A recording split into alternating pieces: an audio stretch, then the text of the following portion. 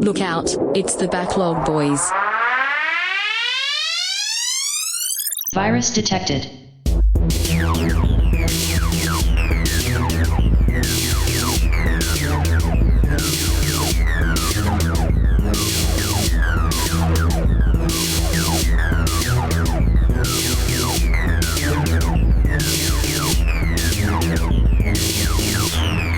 Download complete.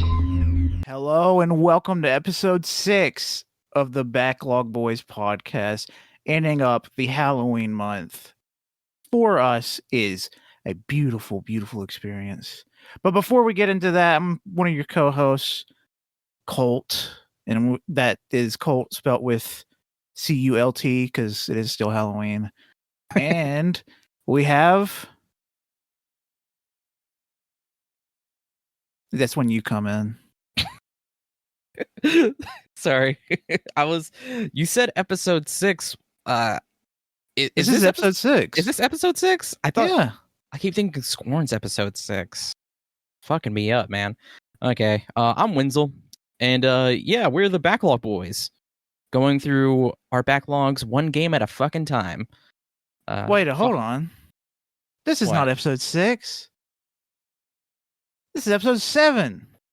I knew it. I knew it. Listen. There's downsides to having at least we haven't re-uploaded them yet, but we've got 15 audio tracks since we're on episode 6 now for Backlog Boyz.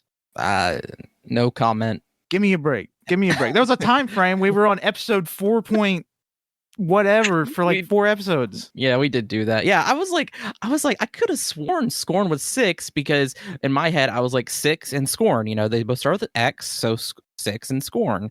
You know, it couldn't be 5 and Scorn because that's an F. So 6 and Scorn, 6 and Scorn, Scorn 6, sex. Yes. Yeah, no, And you're fine. You know, We didn't even make the fucking 666 joke with Scorn. Damn it. Oh, fuck, we didn't. Shit. Well, welcome to episode 7. Yeah. 7 go to heaven. Of the Resident Backlog Evil. Boys. Oh yeah, going- this isn't Resident Evil. This is Backlog Boyz. My bad. Oh my god. Yeah, we're trying out this new kind of intro thingy we got because I like how it sounds, you know, going through our backlog one game at a time. Because that's what we do. That's what we do. exactly what we're doing. I thought it was catchy. But whose backlog is it this time? Is it me? Is it you? Who is it? Both of us kind of. Kind of, yeah. Because I never completed Resident Evil 2 whenever we did play it. And Colt did, but he never played the Claire story. Yeah, I never played the Claire story. I wanted to. I just never got around to it. Yeah. So, but we changed that this time.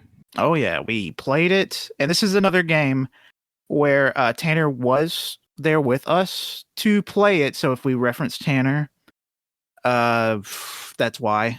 But he's not here today, and that's okay because me and Wenzel are the Resident Evil heads. Because I think this was Tanner's first Resident Evil experience. Meanwhile, Wenzel and I have been playing this shit for a while. Yeah, I mean, we even played 5, 6 together. Yeah, It was a lot of fun. My first Resident Evil experience was Resident Evil 4 on the PlayStation 2. I didn't like it then, but now it's different. Yeah. My first Resident Evil experience was Resident Evil 5 on Xbox, and then that made me go back and play Resident Evil 4. Yeah, I'll say hell yeah to that. Yeah, it was a fun time. But we're not talking about Resident Evil 4, 5, 6, 7, 8. Nope. We're talking about Resident Evil 2. Technically, Biohazard 2. yeah, Biohazard 2 in Japan. It's I've always enjoyed that name. I don't know why they changed it to Resident Evil. It's always been joked about because the residents are evil. God damn it. But Biohazard makes more sense considering if you know Resident Evil games are all about whatever fucking government organization you're working for this time.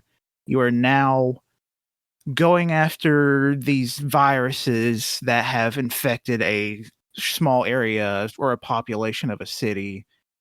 For example, this time it's a zombie what is it? It's bioterrorism, where these people release these things into the environment. Yeah, and they become I can't remember the acronym they use in the game, but they become bioweapons, biological weapons, basically. Yeah. Yeah, because and then the city in this case is Raccoon City. It isn't always a city. Sometimes it's a village. Yes. I was actually going to make that joke of, damn it, I completely fucking forgot it too. I would literally kept telling myself, I got to make this joke. I got to make this joke. Literally, as soon as the podcast starts, I got to make this joke. And it was just going to be me saying, Colt, these residents are evil too. Yes. But I completely fucking forgot. So there you go. My perfect comedic timing. Also, oh, sorry. Go ahead. I was going to say, I want to say this is the 2019 version. We are not playing the OG. original one. I know a lot of people love it. I hate it. Hot take. And I don't like the static camera. I don't like tank controls. And that's the thing too. You may be thinking, well, you guys have a huge backlog. Is it not in your backlog? It is not in our backlog, so we won't play it. I played this new one. It's fun, and I loved it. The new ones are well, we've played a lot of the new ones now. It's just mostly me. Yeah. I haven't beaten 4 yet, but no. If it's not in our backlog and if we're not interested in it, then we won't do it.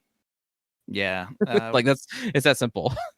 I want to play the first Resident Evil game. I know the story or the gist of the story. I just haven't played it.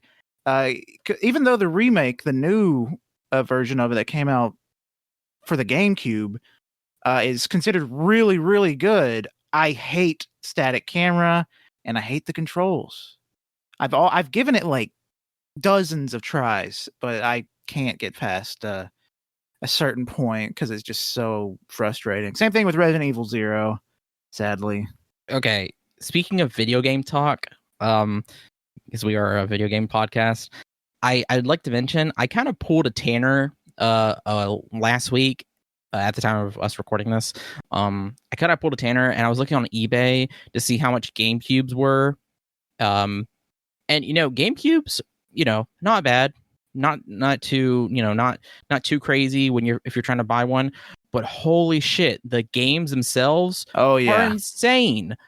Like I ended up going on a Reddit forum, or a Reddit thread, because I was like, is there just because I was curious about what people liked, and it just so happens to kind of throw me into people talking about they're like, are there any cheaper versions of these games, or are there any cheaper, are they cheaper, or are there hidden gems to the GameCube that are cheaper or whatever? And people are like, no, there are not. And more than likely, the prices are just going to keep going up every year.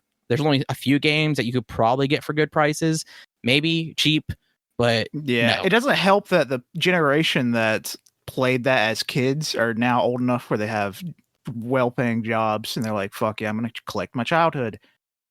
So collect shit while you can, I guess. Yeah, because that shit will go up in price. Even for PlayStation 4 stuff, there's some PlayStation 4 games that are not like Call of Duty big, where they're printing millions, that are fucking hard to get because the prices are increasing and people are not wanting to sell their fucking copies. It's just so bizarre. It's not bizarre. It is kind of bizarre. I hate it. I hate it. Yeah, because we used to have the purple GameCube for the longest time, but then because me and my little kid brain was like, oh, we got to get the new thing, we got to get the next thing or whatever. So it's like we just got to get rid of stuff. So I sold it. I didn't sell many of the GameCube games we had, but I'd forgotten one of my favorite GameCube games. Disc was still in the GameCube when we sold it, so I just have the case. I don't have the disc anymore, which fucking sucks. I still have all my childhood video game consoles. It helps that Cody was there, because if Cody wasn't there, I probably would have sold just like you. But since he was 6 years older than me, he's like, no, we're not getting rid of this. And I still have all of them. Every single childhood console is in Cody's room right now. Well, to be fair, my parents are like the same, kind of like they're like, we paid this much for this, so let's just not get rid of it. And my dad kind of specifically also understands a little bit about that, about like how things like the GameCube or like consoles will more than likely increase in price over time. They would more than likely be valuable later.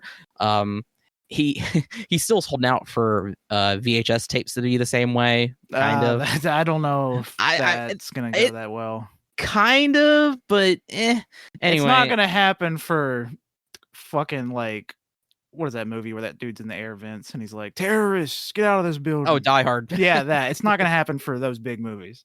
Well, you say that, but Justin at the comic strip, he sells VHS tapes now, and he actually has sold quite a bit of them. Yeah, I know. Like, there's collectors that want VHSs. It's just that they're not exactly money. The overall market is not large. Yeah, that's true. But yeah, I want to say we might still have a PlayStation 2. I have no fucking idea. I honestly think we might have sold that as well. Jesus fucking Christ. The more I think about it, the more sad I get. Anyway, we're not talking about that. We're going to talk about Resident Evil 2. Oh yeah, we're talking about Resident Evil 2. Very, very excited to get into this. You already know. Not our full thoughts, but we love this shit. But we might as well hit you with some credits here. You got to credit the people where it's due. The publisher, Capcom. Capcom is on the rise. Not on the rise. They've been on the rise for years, since like 2017 was Resident Evil 7. Yep. Every single game they've been releasing, or nearly every single game they've been releasing, has been absolutely fantastic. Developer, what? Capcom. Some directors that worked on this game, we got Kazunori Kadoi and Yasuhiro Anpo. And a designer, we got Hidehiro Goda. And the programmer, we got Masatoshi Fukuzawa. Some artists, we got Gez Fry and Satoshi Takamatsu. I tried looking up both these people. Gez Fry, beautiful art. I highly recommend looking up some of their work. I tried looking up Satoshi, could not find anything on this person. I found like a businessman, but that's not who it is, because I didn't see like an art portfolio or anything, sadly. As a writer, we got Brent Friedman, which is the only white guy in the credits here, which I was like, that's strange. But this guy's got some other stuff under his belt that's decent. That was such an anticlimactic of, well, that's strange. It is, because we got all these like bigger Japanese names, and suddenly writer, just a white guy. But he's good. He's good. He's done pretty well. Composer, we have Shusaku Uchiyama, we got Shinlin Kang, and we got Masami Ueda. Okay. A big talented bunch here, I'll say that. I did look up Gez Fry. Beautiful art, of course. Oh, yeah.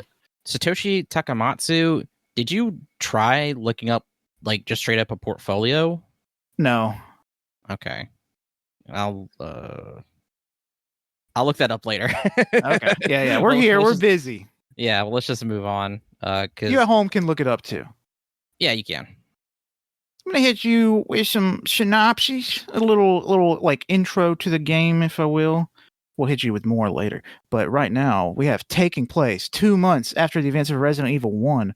Rookie cop Leon Daddy's Kitten Kennedy makes his way to Raccoon City to start his first day at the Raccoon City Police Department. On his way, he stops at a gas station where he runs into Claire Redfield, who is also on her way to RCPD, or RPD. For some reason, they don't put the fucking C in the name. I don't get it. To see if she can locate her missing brother. Oh, wait, actually, no, because, New York City Police, or New York, it's NYPD. Yes, but also, I think it's just New York Police Department, because the city is also, I don't know if I think the city is just New York. I mean, New York City, but then the state is New York. There has to be there's a Manhattan police, right? No, because Manhattan's in New York City. Okay, what about Albany? Albany is a city. I don't know. Hold on, shut the fuck up. We're going to look this up right now. Screw what I was looking up earlier. I'm looking it up. Shut the fuck up. And that gave me no answers. Okay, back to it then. You know what? I'm just gonna go ahead and correct that for you. RPD. Sure. Raccoon Police Department sounds fun though, right? Yeah, it does, but it's not accurate at all, which we learn later. Fucking Raccoon City Police Department to see if she can locate her missing brother, Chris Massive Hog Redfield. Gas station is quickly overrun by zombies, forcing Claire and Leon to flee to Raccoon City to find out what the heck is going on. These names, these nicknames that they have for these characters, by the way, we didn't make these up. These are on the legit like wiki pages and everything. Oh yeah, professional. These are their what's it called when they have scientific names? These are their scientific names. Yeah, these are their scientific names. Yeah, it's pretty accurate. The directors themselves actually pushed really hard for these names. The writer, actually Brent Friedman, he had no idea what the fuck was going on, so he was like, okay. If you want it like that, it's gonna happen. And plus, if you've played Resident Evil 5, you understand. And Resident Evil 6, Chris Redfield. And Resident Evil 7 and Resident Evil 8. Well, Resident Evil 7 Chris is not the same. Well, I mean, okay, sure. I don't know exactly, but sure. Resident Evil 8, though. Yeah, Resident Evil 8 Chris is back on track. Come on, you're right. Massive. I don't know what they were thinking in Resident Evil 7 with that ending, making Chris look like a little normal ass man. I want my Chris buff with a big bulge, and that's what we got in Resident Evil 8. Yeah, the Chris Redfield section in Resident Evil 8 is like probably one of the most fun Resident Evil sections ever. Yeah, it's got fucking Ethan Winters. Like every time he pops up in front of him, Ethan Winters is like blushing and like letting out little yelps, and he's like, "Oh, Chris!" It's very sensual and every time that happens, Chris's team will always be on the mics. They'll always be like, "Woo, woo, get him, Chris! Yeah, get him, boy, get him, yeah, you go." Always saying like, "I still got it. I still got it." Because Chris is in his 80s. Not really, but he's fucking 50 something, I think. He's an old dude right now. He looks like a young stallion to me. Yes. And now we're going to get into some game and development info. This is some of my favorite things to do. Whenever we're making the doc for this episode, for any of the episodes, I love looking at the development information because sometimes I learn some new stuff that's pretty cool. Yeah. Initially released on January 25th, 2019 for PlayStation 4, Xbox One, and Windows. Versions for PlayStation 5 and Xbox Series X/S were announced on March 2nd, 2022 and released on June 13th, 2022 alongside upgrades for Resident Evil 7 Biohazard and Resident Evil 3, the newest one, 2020. These versions include visual enhancements, including ray tracing and high frame rate modes. The PlayStation 5 version supports haptic feedback and adaptive triggers. Owners of the game on PlayStation 4 and Xbox One are able to upgrade for free, and a free upgrade patch for Windows was also released simultaneously. And fucking Amazon Luna comes in. A version for Amazon Luna was announced on May 26, 2022. And was subsequently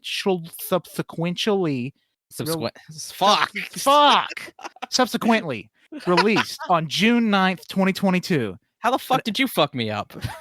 And then finally, for the release, a Nintendo Switch Cloud version was released on November 11th, 2022. Never forget. Okay. I'll say it. We got to play the Amazon Luna one. I've totally forgot the Amazon Luna was a thing. Is that even a thing still? I feel like that was shut down at some point. Let me tell you, Colt. Also, is Google Stadia. I know that was shut down. I don't know. You're asking the wrong person, Colt. And I let a little note here that says if we ever do an episode on Skyrim, it's going to be 6 paragraphs of release days. And we have to say them all. Them's the rules for the potential Skyrim episode. That is not confirmed. But we definitely not confirmed because we've both played it, and not to say that replaying something can't be in the backlog, but holy fucking shit. Yeah, I don't feel like replaying Skyrim right now. I've played it so many fucking times over the past If at any 10 point I years. go to anybody's house and then I walk into the room and they have Skyrim on the TV saying, "You ready to play?" I will shoot myself on sight. Oh, nothing more fun than watching someone else play Skyrim in the year 2020 fucking 3. Well, That no, sounds- that you're like they're asking you like, "You ready to play?" Handing you the controller, and Oh. you swap in and out. But I don't want to go back to Skyrim right now. Honestly, Yeah, I don't feel like it. I just got out of fucking Starfield. Loved it. Like to have more time with other games. Okay, Todd, give me a fucking break. Yeah, I'm still in a committed relationship with Starfield. Just long distance right Sarah now. and stuff. The original Resident Evil 2 was released for the PlayStation 1 in 1998. Shortly after the release of the 2002 remake of the first Resident Evil on GameCube, Capcom considered a similar remake of Resident Evil 2, but series creator Shinji Mikami did not want to divert development away from Resident Evil 4. And the fun thing is, I mentioned Shinji Mikami earlier this year because he also worked on Hi-Fi Rush. So that's as soon as I read his name, I was like, hey. I totally forgot he was the original creator for Resident Evil. It's a cool dude. All right, hell yeah. The original Resident Evil 2 had a stationary camera with an absolutely, this is my opinion coming in, absolutely horrible tank controls, while the remake is a third-person survival horror shooter. Yay! In August 2015, producer Yoshiaki Hirabayashi announced in a video that the remake had been approved and was in active development, ending the video with the phrase, "We do it." Which, I mean, I understand what you mean by that, but I love it. Okay, I get it. I love it. I think now whenever we announce stuff, we have to end off with a thing that says "We do it." We do it. No further details. And we'll throw in the Nike logo. Yeah, and then we get sued and we lose everything. I mean, what? They can't take anything more from us. We don't have anything. They're gonna take my manga collection and I'll have to beat. It's nothing. No, what? No, what were you gonna say? No, say it. I don't want to go get ahead sued. and say it. No further details were released until Sony's E3 2018 press conference, where Capcom released a debut trailer and gameplay footage where they removed remake from the title. I always refer to this as the remake because it is the remake. It is, yeah. And in my brain, I thought it was called Resident Evil 2 Remake still, but I guess they didn't even put it in there in the end. Yeah, I mean, you have to differentiate, so yeah. Also, I remember when this was announced at E3, it was super exciting because we just got out of Resident Evil 7 the year before.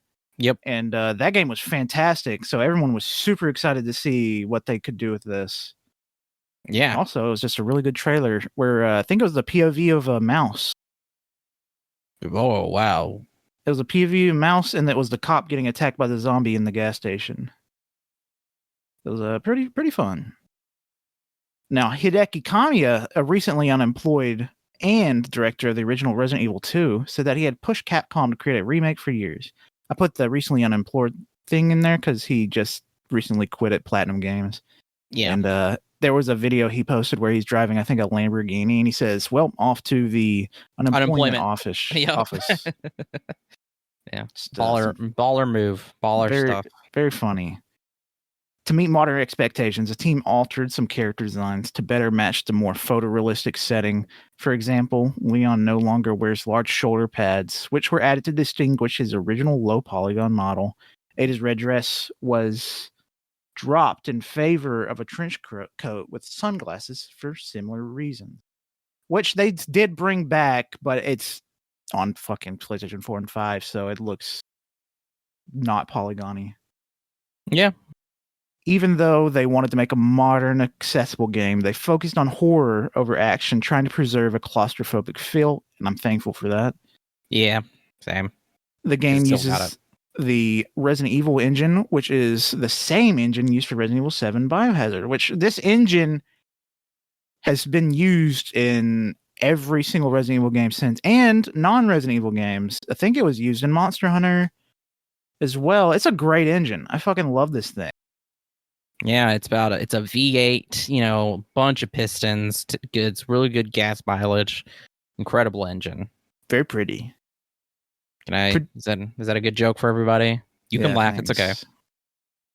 Producer Tsuyoshi Kanda acknowledged difficulty of making zombies seem scary and threatening, feeling that they had become ubiquitous in all kinds of media since the release of the original Resident Evil in 1996, which I do understand that completely, because there's a lot of people that really feel the drain of zombies.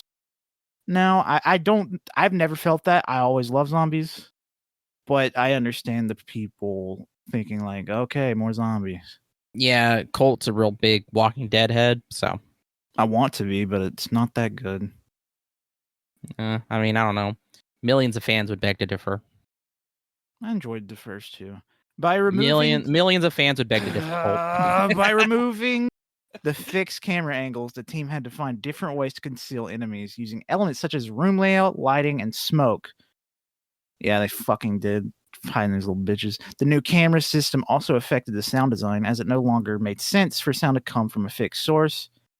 Yeah. The faces of several character models are based on scans of real people. For example, Leon Kennedy is based on the model Edward Bataluta, Claire Redfield is based on the model Jordan McEwen, and Marvin Branagh is based on the music producer Patrick LeVar.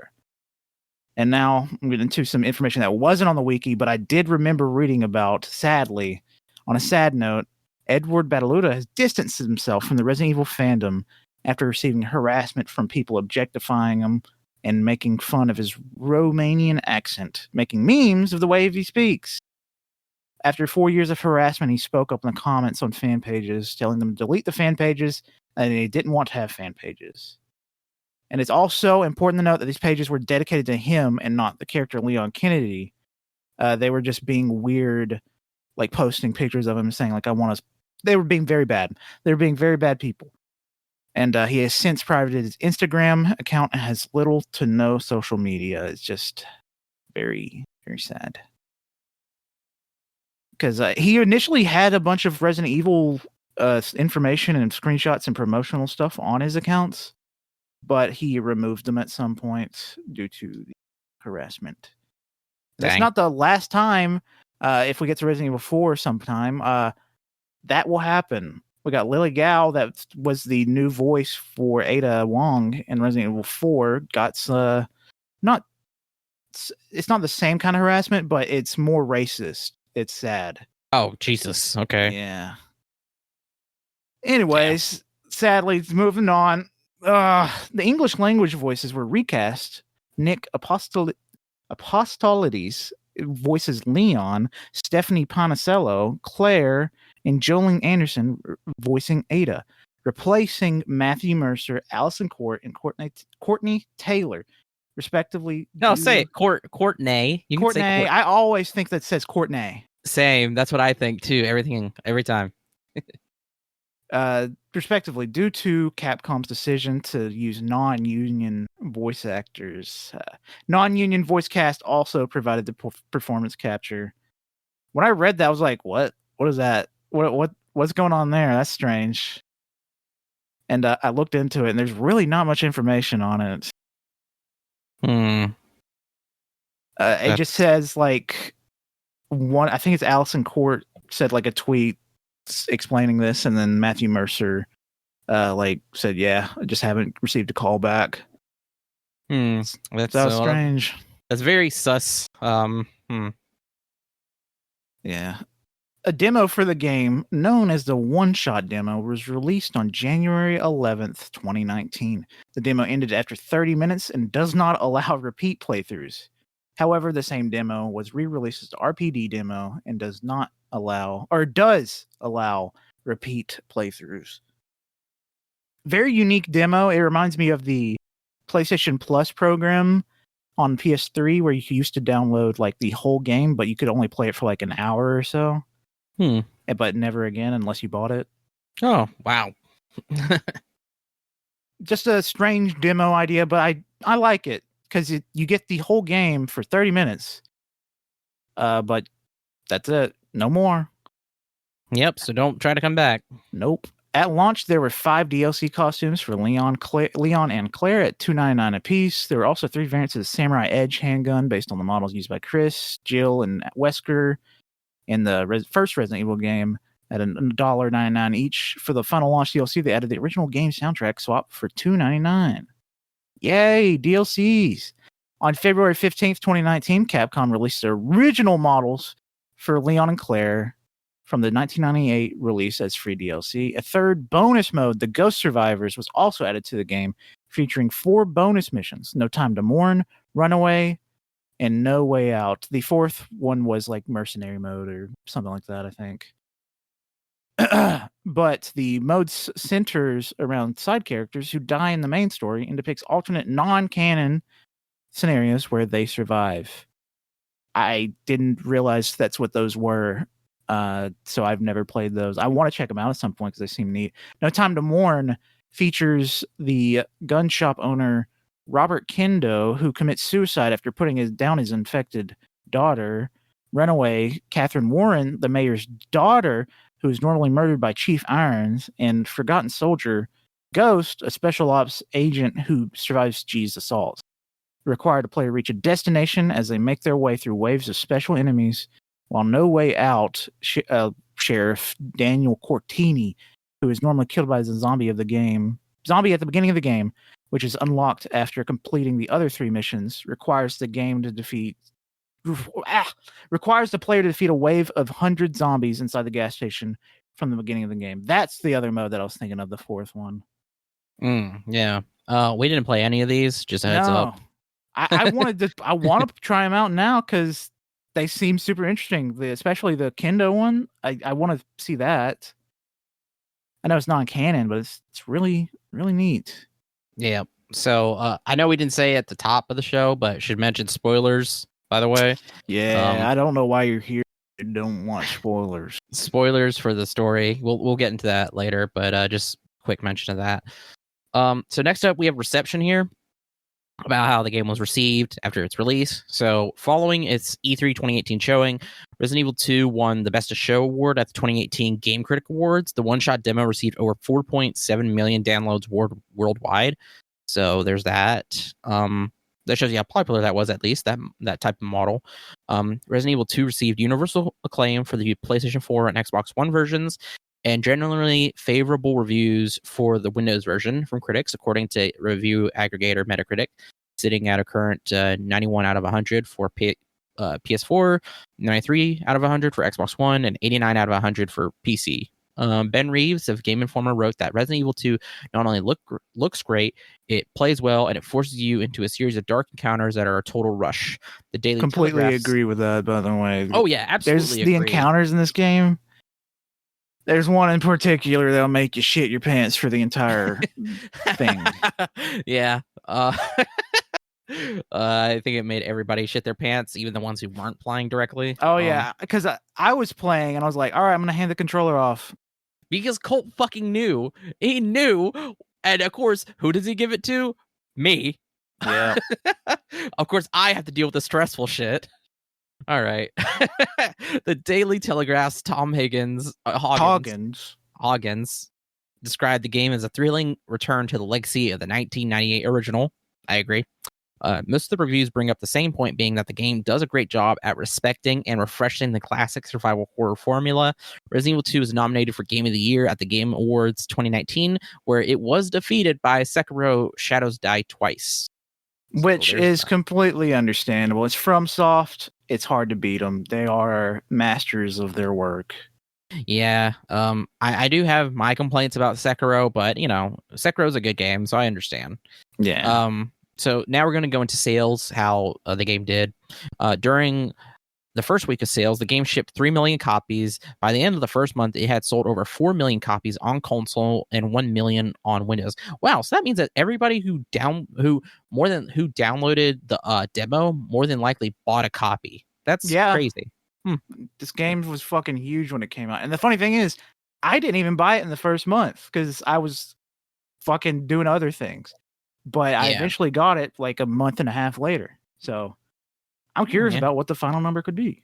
Yeah, Which we it learned later. became it became Capcom's biggest launch on Steam after Monster Hunter World in 2018. Resident Evil 2 debuted at number 2 on the Japanese charts with 252,848 retail sales after Kingdom Hearts 3. As of March, the game was still among the top 20 best-selling video games in Japan with more than 352,000 sold units. Resident Evil 2 also topped the UK charts, becoming Capcom the biggest UK launch since Resident Evil 7 Biohazard in physical retail sales, and was the UK's biggest or best-selling game in January 2019, despite being available for only 2 days. Sorry, I burped. I put this little note in here because like you closed it a little early, bud. You could have just kept it open, but yeah, books were closed on January 27th before the release of Kingdom Hearts 3. Okay. Yeah, and if Kingdom Hearts 3 had come out, it would have probably shot up to 1 because Disney, and also it's Kingdom Hearts. That shit is beloved by a lot of people. Yeah. By December 2019, the game had sold over 5.8 million units, overtaking the sales of the original Resident Evil 2. It sold over 10 million units by July 2022 and 12.6 million units by June 2023. Wow. Okay. Yeah, this game has sold a fuck ton. Resident Evil 2 is back. Not Resident Evil 2, but Resident Evil in general is back, baby. I mean, ever since Resident Evil 8, like I agree. Like, holy shit. Or sorry, Resident Evil Village. Like, I can't get enough of these games. I'm super excited to see what they do next, since Resident Evil 4 just came out this year in Separate Ways, just dropped as well. Yeah. Maybe 5, maybe 9. Either way, I'm going to be eating good. Yeah, no, I can never get enough Resident Evil, because with the new stuff, starting with the Resident Evil 7 and 8, like if they continue with that storyline, I'm eating good. If they continue with remaking 5 and 6, I'm still eating good. Like, yeah. I honestly want them to just continue remaking up to 7, and then you can just focus on like new games. But then it would be incredibly fucking stupid, but also insanely funny if they remade 7. I mean, by the time we get to like finishing the remake for 6, it'd probably be like nearly 10 years since 7 came out. So, but it doesn't need a remake because it doesn't. Because I imagine, they're using the same engine, and also too, the remake story are, I believe, with 7 and 8, like they're supposed to be now in their own canonical timeline now. I don't know. That's my thing, is like the anyway. That's the reception and sales. Now we're getting into the real meat, the story. Yes. Yeah, so we're gonna take you guys, obviously, how the story goes down. We won't hit every single beat, but we're gonna take you through that, and then afterwards we'll tell you what we think, of course. And let's get it. Because I say this too because there's, like we mentioned before, there's 2 separate stories. There's Leon and then there's Claire. But then there's also separate endings for each playthrough, and there's like multiple endings, which we'll also cover as well. It's a little confusing, but I get it. Yeah, agreed. All right, story. It's not that important for the story, but I feel like it's important to talk about considering how much I've seen it. I've started Resident Evil 2 so many times. At the very beginning of the game, a truck driver is driving in the storm while eating the grossest fucking burger I've ever seen. It's like SpongeBob making that bad burger for the food critic levels of gross looking. Like, the trucker takes a bite and says something about his wife. He's like, my wife, can't live with them, can't live without them. No, with how many times we've seen it, though, you'd think we'd remember. I think it was something along the lines of, you should meet my wife. That's what it was. Something like that. Immediately followed by him plowing through a woman that sticks to the truck's grills like a bug. And it turns out it was a zombie, and he gets bit. Blah, blah. Title card. Yep. Cool ass title intro, by the way. Oh, yeah. Super cool. They didn't really pop off with these until Resident Evil 7, which Resident Evil 7 and Resident Evil 8 are tied for having two of the best title and intro songs, in my opinion. Go Tell Aunt Rhody is the better one, in my opinion. Go Tell Aunt Rhody is really good, so I can't disagree with you there because I fucking love it. I'll say it. Go Tell Aunt Rhody. It's number one. It's still number one. Yeah, it's the best.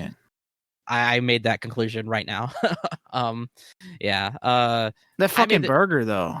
That burger's disgusting. I made the joke that if it was supposed to be based off of any real life burger, I said Hardee's.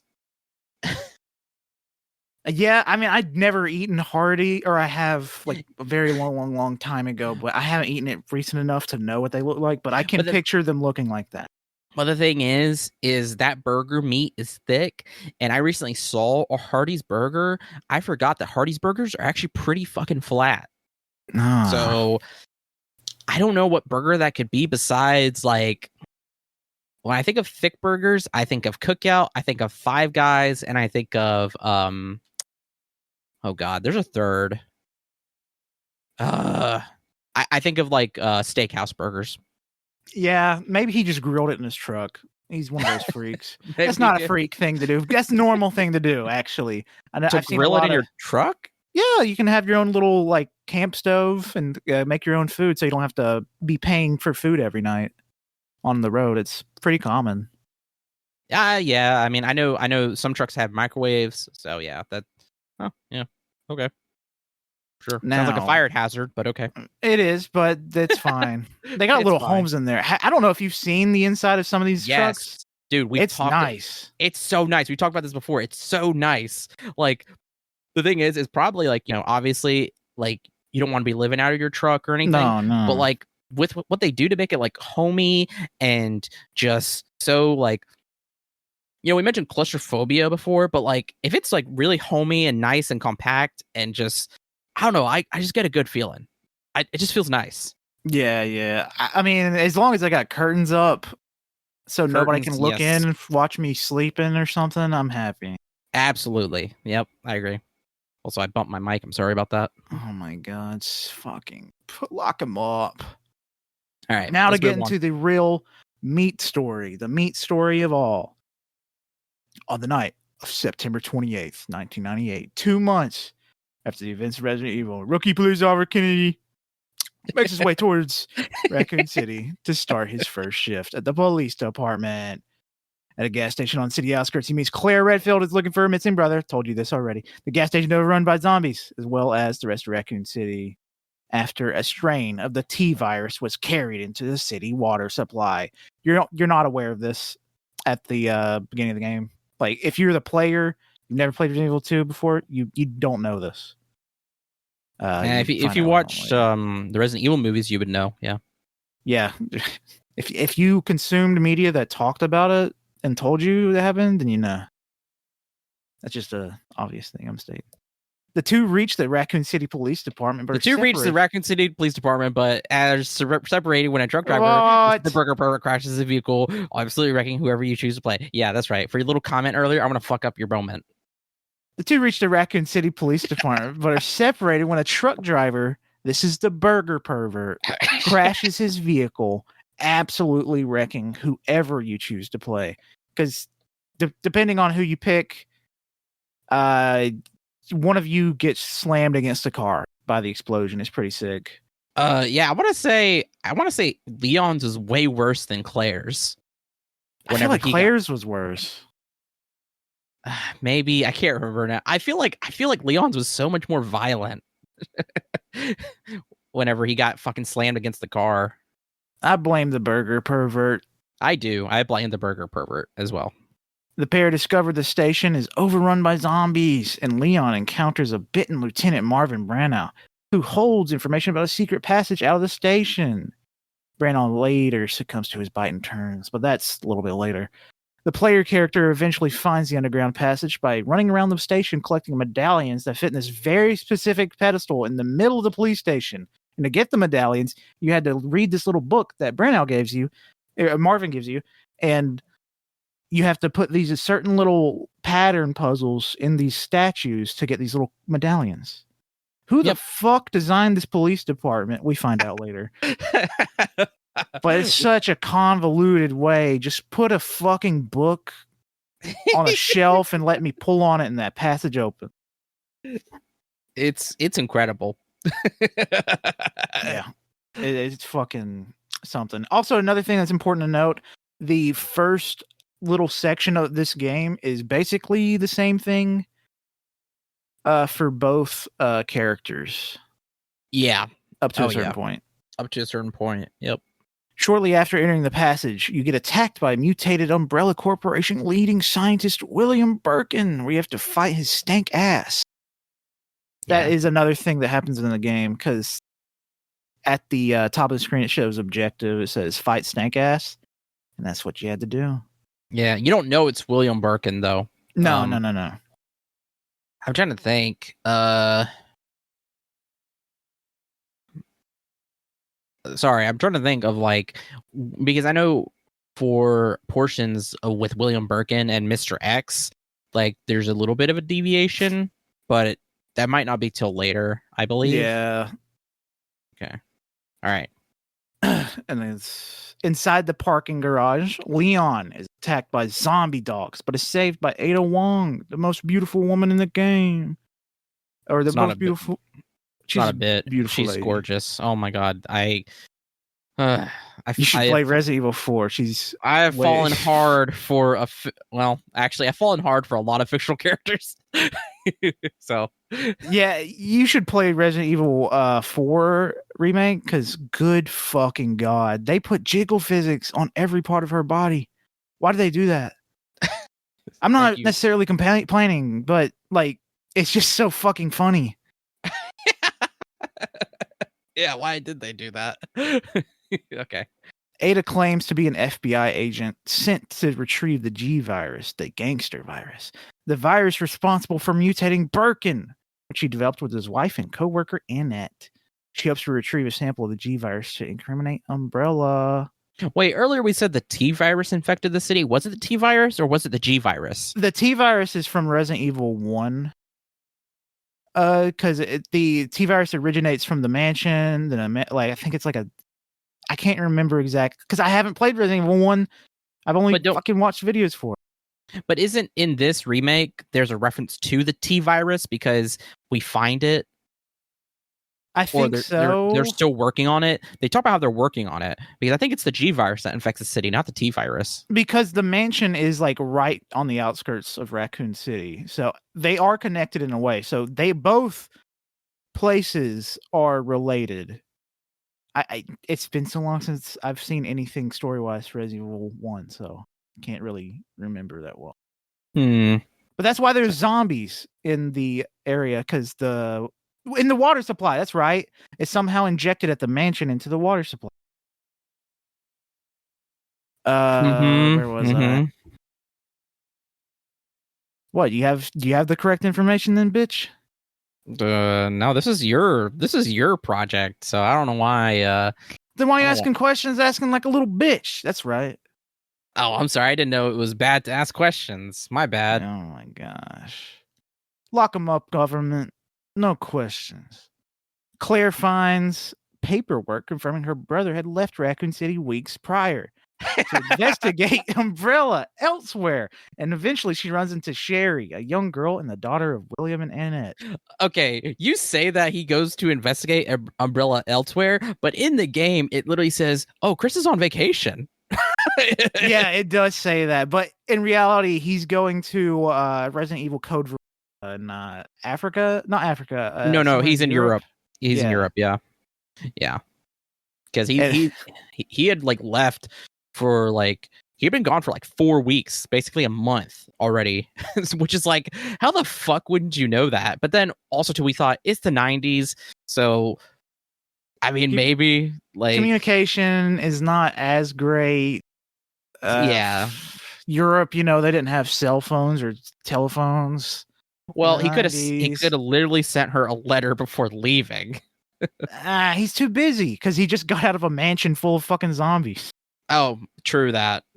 And he's a big dick, so. Yeah, he does. He keeps tripping over it.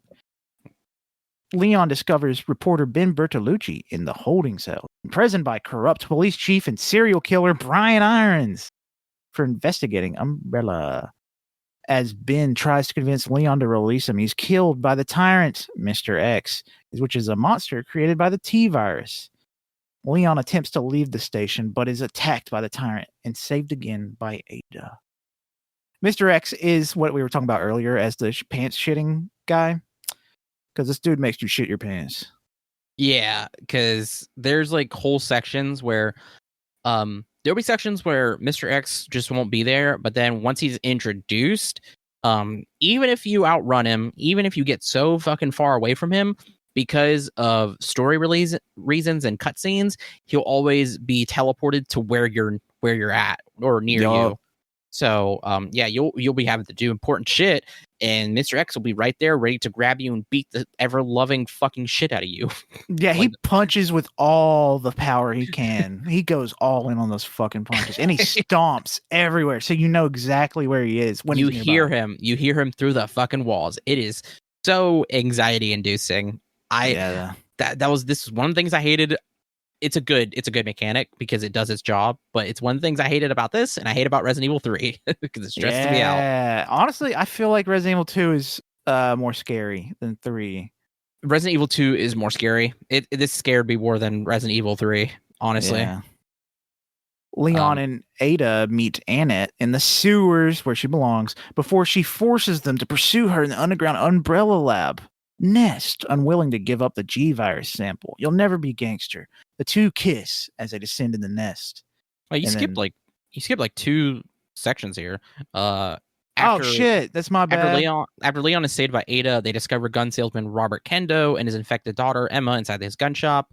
That was stuff we talked about earlier because he does end up killing himself after he has to kill his daughter. Leon pledges to help Ada retrieve the G-virus sample to prove Umbrella's corruption after Robert is forced to kill his daughter before committing suicide. Wah, wah, wah, wah. Because in the middle of the conversation, Leon's like, I will do anything for you, mommy. And you hear gunshots, and Leon's like, anything for you, mommy. And now I'll just reread this. Leon and Ada meet Annette in the sewers, where she forces them to pursue the underground Umbrella lab nest, unwilling to give the gangster virus sample. And the two kisses as they descend the nest because they've known each other for a night. And I wrote, Ada plays this punk like a fiddle. Leon's such a loser, man. He's getting played. He's getting little, what was it called? Whenever Cucked? not necessarily cucked, but he's just being played. By Ada. Yeah. She's a very manipulative person, but I understand. She's being played. He's being manipulated. Maybe? Yeah, I would do the same thing if Ada told me to do anything. I would do it. You know, if Ada asked me to kill myself, I'd do it too. Yes, ma'am. If you say so, I will. Yeah. Cherry is kidnapped by Chief Irons. Oh no. Who has been covering up Umbrella's activities. But William arrives and injects Irons with gangster embryo. Or G embryo. Yeah, this is where too because this is where there's the difference here is Claire doesn't immediately go down into Nest like Leon. She goes straight into confronting Irons and trying to rescue Sherry. Yes, and it's a interesting little moment because you play as Sherry and you're going around this little place trying to escape while Chief Irons is fucking Five Nights at Freddy hunting your ass. Yeah, it was kind of nerve-wracking too. Is Chief Irons scarier than Mr. X? No. Definitely not, but he reminds me a lot of oh gosh, the guy who people have been talking about having a goon sesh with Paul Giamatti? He looks like Paul Giamatti. Yeah, I can see it. Would you have a goon sesh with Chief Irons? No, absolutely not. Would you have a goon sesh with Paul Giamatti? Absolutely, yes, I would. Okay, good. Yeah. Just want to make sure it wasn't because of looks. Well, it's not. Anyway, Claire reaches the orphanage where Irons is keeping Sherry. But the embryo bursts from Irons' stomach like an alien from Alien Yeah, and Alien kills from him. Alien? Yeah, thank you, Yeah. Cole. Claire is knocked unconscious by William as they flee into the sewers, and she is separated from Sherry. William infects Sherry, certain that her body will not reject the gangster virus and will allow it to replicate. He's like, you will be a gangster mobster. Wait, did you get this? Where'd you get this from? Because I don't. Was there really an implication that William wanted to infect her? I think it's like wanting to stay together, or maybe it's the scientific thing of like seeing how it would affect his daughter. I don't know. I got it from the wiki. Maybe you shouldn't get everything from the wiki, Colt. Maybe do your own. You told me to do it. You told me to do it. Maybe you should do your own fucking research because we also played the game. And you also said I read over the doc. Bitch, I'm not reading the whole story. Yo, I played the game. I played the game. Why would I have to read about the story? Wow. Sounds like someone's a liar. Finding Okay, that's Sherry. fair. I mean, that's fair. Finding Sherry and descending further underground into Ness, Claire finds a gangster virus vaccine, and Anna administers into her daughter. So Sherry's fine now. She just had she was just locked up in a trash compactor by her mom for a little bit, and her mom was like, "Fuck that shit. I don't need that little girl anymore." Oh no, it wasn't a trash compactor. It was a garbage pile. There's a difference. Oh, that's better. It's not even a bit. It's literally the place where they dump their trash. Leon finds the G virus sample, but runs into Annette again. Annette outs Ada as a mercenary, selling the sample to the highest bidder before she is mortally wounded by William. Which she fucking deserves it. She just shoots like bottles of acid at William, and they just bounce off his ass. What do you mean Annette deserves it? She's literally trying to stop the virus from getting out. Why is the virus here to begin with? Why is it created? Well, then who created it? You probably shouldn't go to you probably shouldn't go to any lab ever. Yeah. Anyways, Anna, she also wanted to abandon her fucking daughter. Fuck that bitch. Okay, I think we're making some very high accusations. Oh, so you're thinking you're pro Annette? You think she's a good character in this? I think she's kind of like the hero, and that where the evil villain's coming in here. I think she's kind of complicated. Also, too, she wants to stop Ada from selling it to people. She literally wants to stop the virus and anybody from getting infected. Like, there's a whole thing of how Do you she wants want Resident Evil 5 to happen? She literally wants to destroy the facility so that the virus can never leave. Ever. It sounds like you don't want to play Resident Evil 5. I don't know why I immediately jumped to 5. You can continue. You can continue. Ada demands the sample from Leon at gunpoint after a battle with William, which is I think it's the hardest boss fight in the game, but it's not really that hard. We were playing on the weakest difficulty, but if we were playing a higher one, let's just say Wenzel would have died a lot more than he already did. Yeah, I'm pretty sure Tanner died more than me. It happens. But Ada demands the sample from Leon at gunpoint, but is knocked off into the abyss below the facility along with the sample, and Leon is unable to save her. Meaning Ada is dead, and she never comes back. And it dies, and as the Nest facility is set to self-destruct, Leon is attacked by the Tyrant, which is now mutated and deadlier. Super Tyrant! It's just naked, and it's coming at you. And it's buff. That's pretty much it. Ada, seemingly surviving her fall, tosses Leon an RPG, which he uses to finally kill the Tyrant. We're talking about Mr. X, by the way, not... Yeah. Yeah. It's strange. I don't know how Ada survived that, but you know what? I don't care. She's beautiful, and she's in Resident Evil 4. I made a joke that because you take an elevator after she falls into the abyss, and that as you're taking the elevator, she's still falling, and you just see her outside the elevator, and you're like, whoopsies. That is exactly what happened. It's kind of funny. Yeah, no, that final Mr. X fight with the music was absolutely sick. Oh yeah, it was incredible. fucking awesome. The music in this game is just fantastic. Just that fight in general, though, with that music was probably my favorite. Claire and her playthrough, Claire staves off a further mutated William before the trio reunites on a train out of the facility. William attacks the train once more in a final mutated form, but the train is decoupled and William is destroyed in the lab's destruction. Yeah, the fight against William as Claire had one of the funniest moments in our playthrough. We were losing our fucking minds because, okay, I died a lot there, though. Yes, I will say that. Like, it was insane because it would literally just be he would climb up the side of the silo, the structure you're in, and then he would just dive bomb you. And at some point it got so absurd to where it felt like he was going in slow-mo and we could see it, but I didn't move. I just watched this monstrosity just like woo. It was a Five Nights at Freddy's jump scare 100% as it just charged at you. Just fucking explodes. It was so, like, literally all three of us were just laughing, just burst out fucking laughing. It was so goddamn funny. Oh my god, it was insane though. I actually saved that little bit of gameplay. We did. On my PS5. Oh fuck yeah.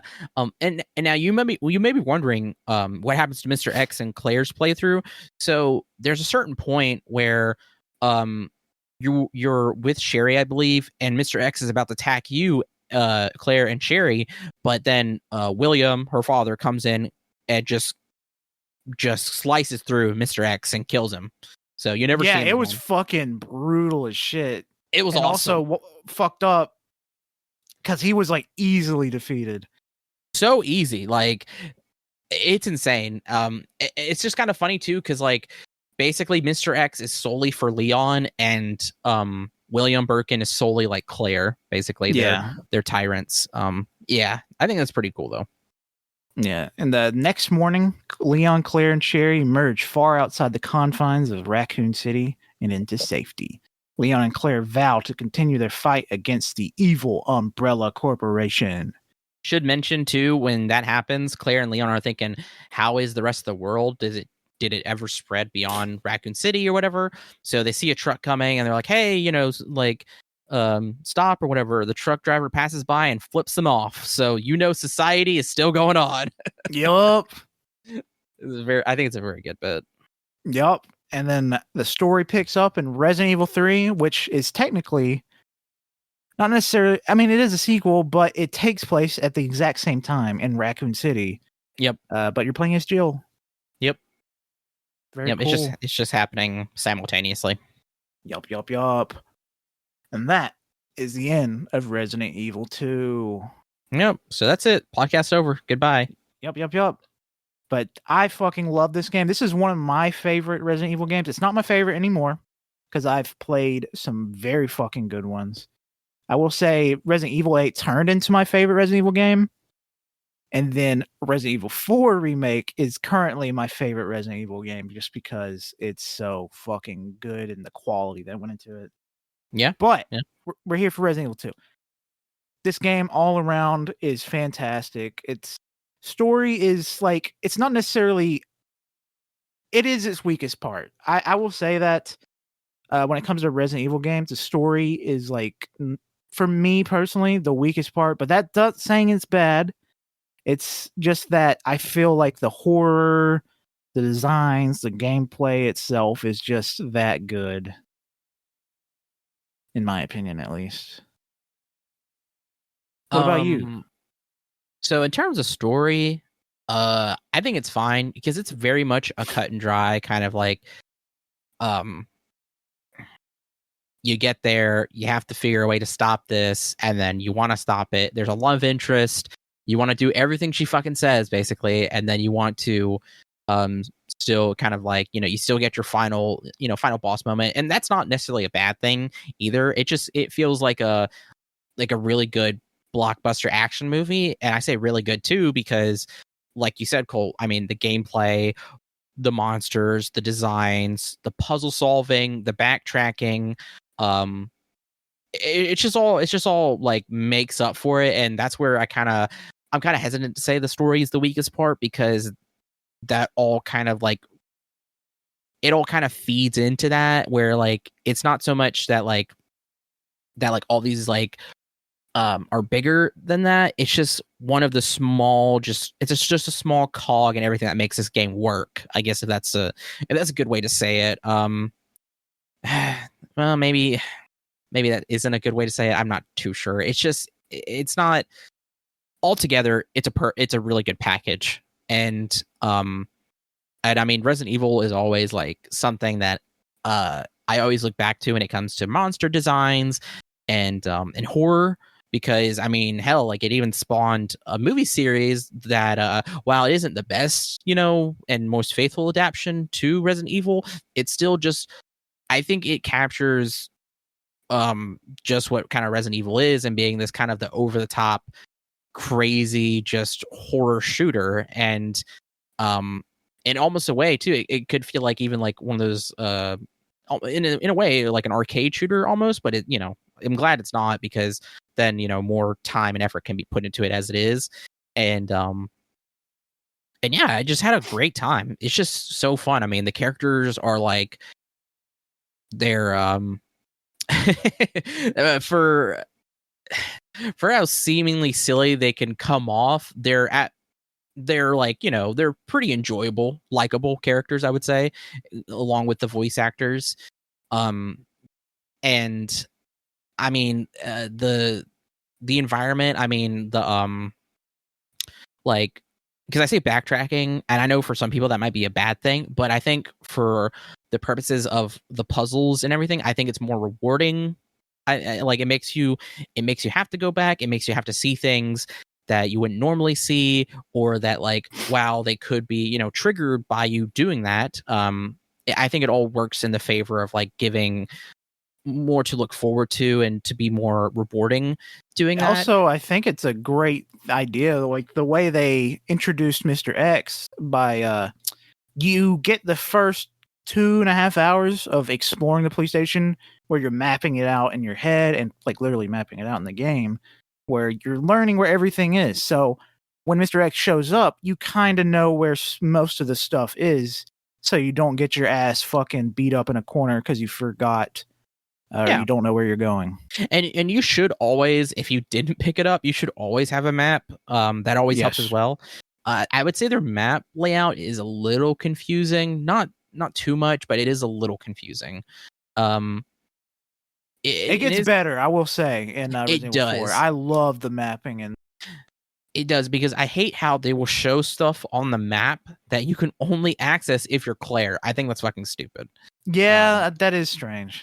Because we were backtracking doing stuff, and we were like, God damn, it's like, how do we get into this one section? And then looked it up, and it was like, well, we can't get into it because that's only for Claire.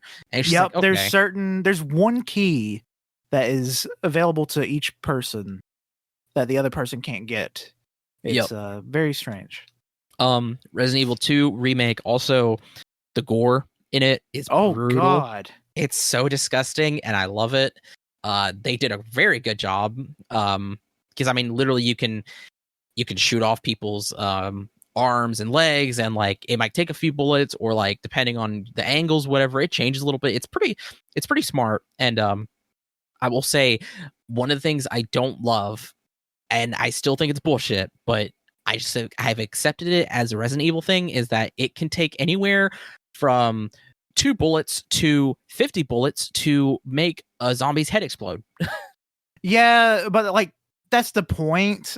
I know. Because they don't want you to kill the zombies, so that once you come back through this area, they want you to fight them again. Yeah, I get it. I just hate it. And we know this because we sat there and we would, we cheated a little bit, and we got a pistol that has unlimited ammo. And so we wanted to test it. So we sat there, we knocked a zombie out, and then we shot its head, and we counted every single fucking shot. Oh my God. It took some fucking time. It took some time. We probably could have finished the game faster if I didn't do that. But I wanted to know. So anywhere from, I think it was like anywhere from two, sorry, maybe one, because I think some of them died from one shot. So I'm going to say between 1 and 50, because I believe some of them got into like 48 or 49. So I'll just say 50. So anywhere between 1 to 50 shots it takes to officially kill one. I think that's funny. I think it's funny. It's slightly annoying, but overall I think it's funny. I mean, sound design is great. It really nerve-wracking. Did a good job on the voices for or the sounds for the zombies and for the ishy gushy sounds. Oh yeah. Yeah. In the poopy area with those giant poop. Oh my flesh creatures. We were the sewer. Literally just shit. It was just all shit everywhere. Just poop and blood. That's all it was. I'm just curious, like, I'm so glad, like, if this original area was in the original game, and then, like, yes, how can we make this more detailed and more just photorealistic so people understand that what you're in right now is a sewer. You're in a blood and shit covered sewer. It's just that's how every major city sewer system is, full of like fleshy organs and shit. Yeah, you're right. I mean, weapons are fun. The storage organization system is fun. It's not too bad. I love the fucking like organization in the storage with the with your own inventory, not the like chest thing, because that's just basic chest storage. But I've always enjoyed like kind of Tetrising my inventory around. The best version of it is in Resident Evil 4. I'm dick riding Resident Evil 4 because I'm playing Separate Ways right now. But yeah. It's just super fun. It's super short, simple, but I love it. And the gun, I know you brought it up already, but the guns feel fantastic. These are some of my favorite weapons and video games to shoot because they just feel so good. They feel very good. And as you play the game, you'll find attachments around the place, and you can add them to your gun to make them better and more powerful, reload faster, more bullets, stuff like that. It's just super cool, easy, simple customization system. Yes. It's very good. And that reminds me too about the puzzle solving. What I love is that every time you get an object, it's not like, oh yeah, you get this object and that's it. No, like it's like, well, maybe you should examine the object a little bit. And then that's when you find hidden secrets in the object to make them more usable for for whatever purpose you have to use them for. I love that. I think that's incredible. I the only games I could think of that did it were the Resident Evil games, and I'm so glad that they started doing that because it's such a fun, simple little thing. Yes, it is a fun, simple little thing that really gets the player interactive with the basically the game items and environment as well. I think that's incredible. The only people I can think of that else did it was Bethesda with the golden claws in Skyrim, and there was also something in Starfield that you had to rotate the item for.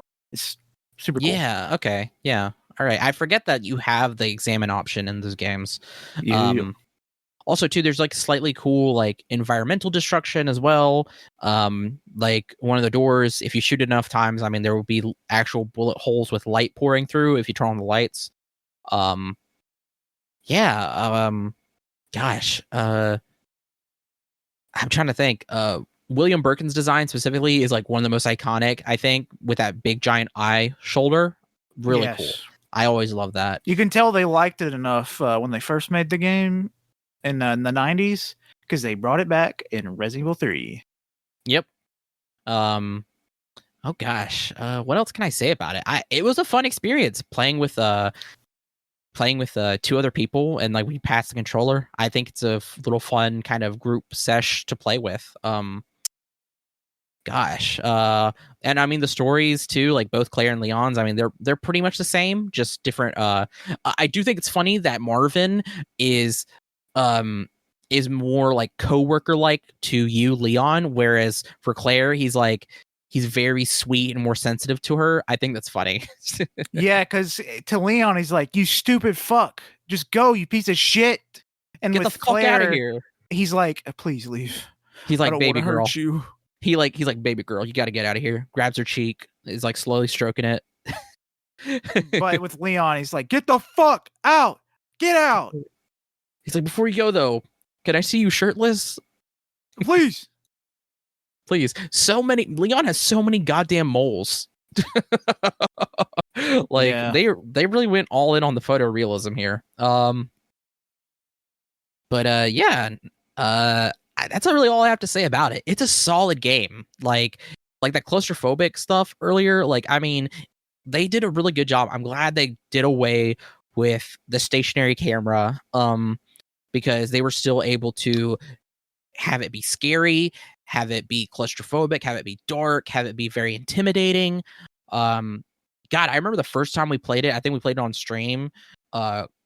Colt just being a absolute fucking stinker has me get scared shitless by a body or a corpse dropping, and it still scared me. It still scared me. I think there were several parts where we all got scared. Actually, Yeah. So yeah, just a great horror game. I think perfect for the season as well.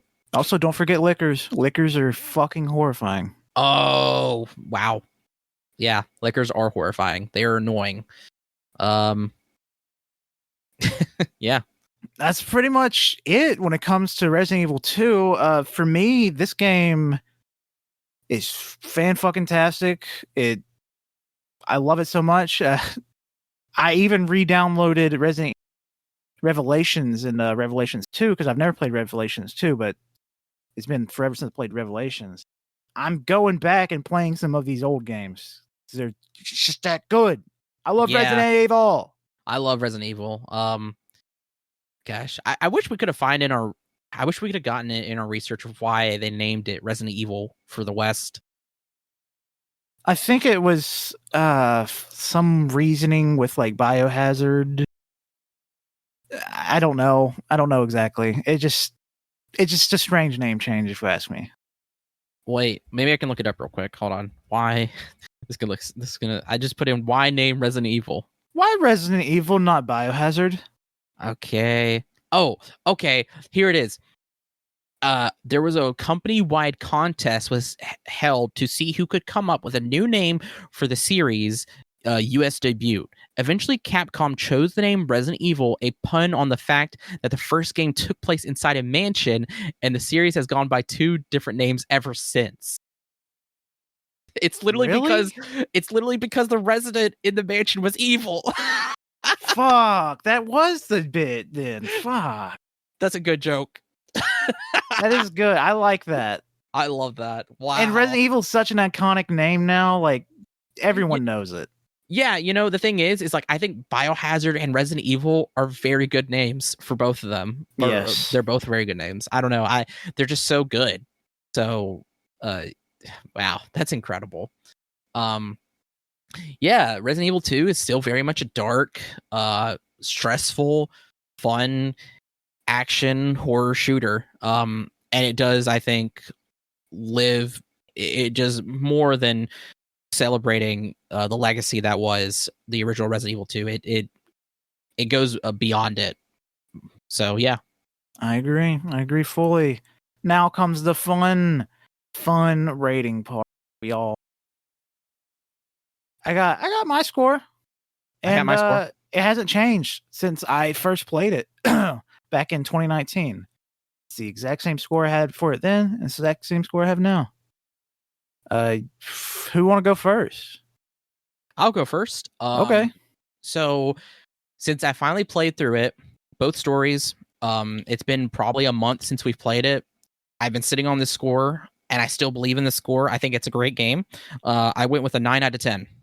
Oh, okay. And that's funny because I also went with a 9 out of 10. Wow. Okay. We did not know our scores before this, so this is complete just coincidence. Yep. So this is like the best, or not the best. It's one of the best like action horror shooter games you can play. Because there was a time frame in the 2010s where they just said, no, we're gonna make it horror games where you can't fight the horror stuff like with Outlast and Outlast 2. I hated that time frame because I hate not being able to fight back. because I'm not a pussy. I want to attack. Yeah, and the way they explained that too was that the characters in those games, for both of them, were pacifists. Like, Which is fucking stupid. how can you play as two characters who are both just happen to be pacifists? Also, Like- you're going to die if you don't do anything. Like it, I don't know. Like it's, I guess if you can run away, but that's really tough since some of those characters in those games are like incredibly brutal. So yeah. like Also, same thing with not necessarily the same thing, but with Five Nights at Freddy's. Five Nights at fucking Freddy's. Yep, I was literally gonna say that. There was like such a weird period, like you said, in the 2010s, where all the games were like, let's just do either sit or you can't fight back, and that's it.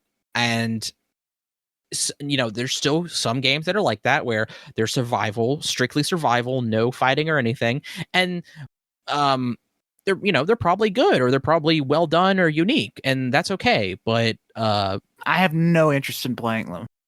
Like, when I find out a game is like horror, I'm like interested. But if I see it has like no form of fighting back, I am like not as interested immediately. It just depends on the game. I can't think of any off the top of my head, but I know some of them I'm like, okay, I'm actually very interested in them because you know, there's a lot of games that have nothing to do with fighting, you know? But it's just something about horror games that if you don't have that aspect, it kind of just feels kind of off about it, I guess. Yeah. But like I said, there's some games out there, I know they exist, and I just can't think of them right now, that are, you know, unique or they're actually fun. So more than happy to give those a chance. But back to Resident Evil, the average for both of us is 9 out of 10. 9.0. Maybe we should ask Tanner, but he didn't really get to be a part of this episode besides playing it, so I don't really know how his thoughts would line up. You know what? Tanner gave it a 9 as well. So we'll just say a 9 out of 10. 9 out of 10. We love Resident Evil 2, certified banger from Backlog Boyz. Is this the highest rated game we have on the Backlog Boyz so far? I think Last of Us 2 is. I feel like we all had different scores for that, though. We did. I can't remember. This might be the highest rated. Because I do remember giving like The Last of Us Part 2 like a 9.5 maybe. And then I think Tanner gave it like an 8.5 because I like Last of Us 1 better. He gave it a lower score, and then I gave it either a 9.5 or an even higher score because I loved it so much. Yeah. Either way, this is one of our highest rated games. We love it. Yep. Now, what game are we playing for next month? No. It's gonna be what? And we're gonna have a fun time playing that. Oh, I get it. Well, we're taking a break, aren't we? I didn't say that. Oh, we're not. I don't know. I don't know. I really don't know. We didn't plan this far ahead. We didn't talk about it, okay? Give us a fucking break. But yeah, we don't know what we're doing next month. Wait, no, that's fuck. I'm thinking of December. November. We don't know what we're doing for November yet. But December, we're probably going to take a break.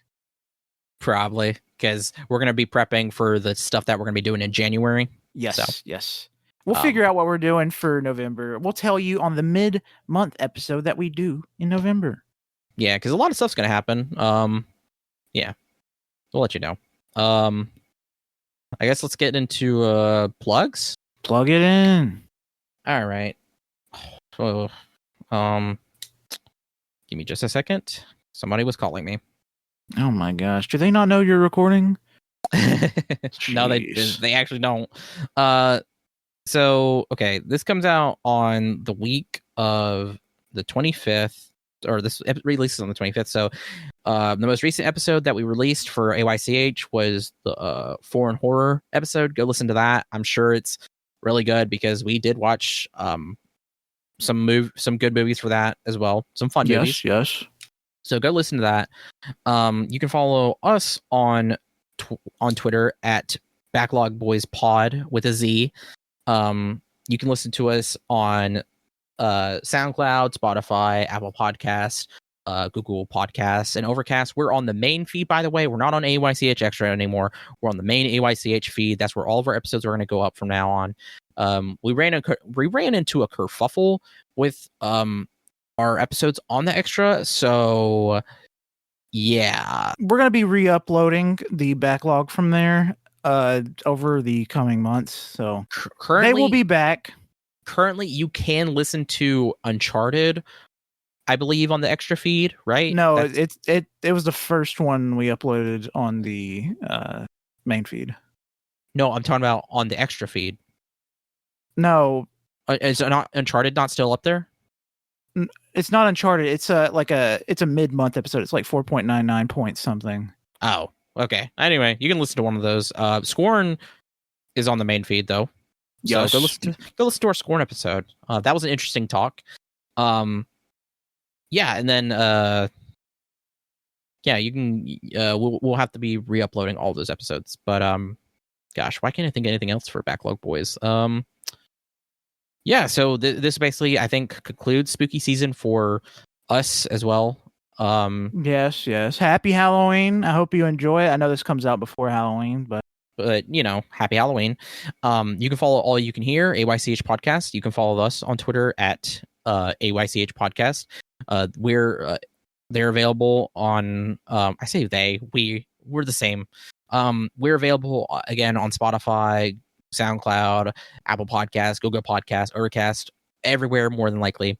You can follow you can also follow the Instagram for AYCH as well. The AYCH podcast on Instagram. You can follow you can go follow the AYCH Extra feed as well. AYCH Extra on Twitter as well. Because there's still the stuff that is there that still exists. But yeah, we're just gonna have to re-upload a lot of stuff on the main feed. You can follow AYCH on the Twitch, All You Can Hear twitch.tv/allyoucanhear, where we will stream sometimes. I don't know the next time when we'll stream, but you know, just be on the lookout for that. YouTube, All You Can Hear, where we upload all of our VODs and everything that we have streamed or done. It's all there. And yeah, I think that's it for all the plugs. Go listen to all the shows that are available. Cajun Greatness, Pat's Ultraman Files, whatever, you know, all that stuff is up. Still up, I believe. At least Cajun Greatness is. Let me think. Yeah, and then also too, AYCH has done a big spooky season as well. It's not over just yet because we do have an episode coming out on Monday. So yeah, go check out all those episodes. And you can follow me, Wenzel, on Twitter at WenzelBookie. You can follow my art Instagram, World of Wednesday. You can follow me on Threads, World of Wednesday. You can follow my Blue Sky, World of Wednesday. You can follow my Bookstagram, Wenzel Banters. I also have my own little podcast. Currently, at the time of me recording this, I don't know if it's changed, but I have an episode 0 out. You can listen to that on Spotify and Apple Podcast for Wenzel's Essentials.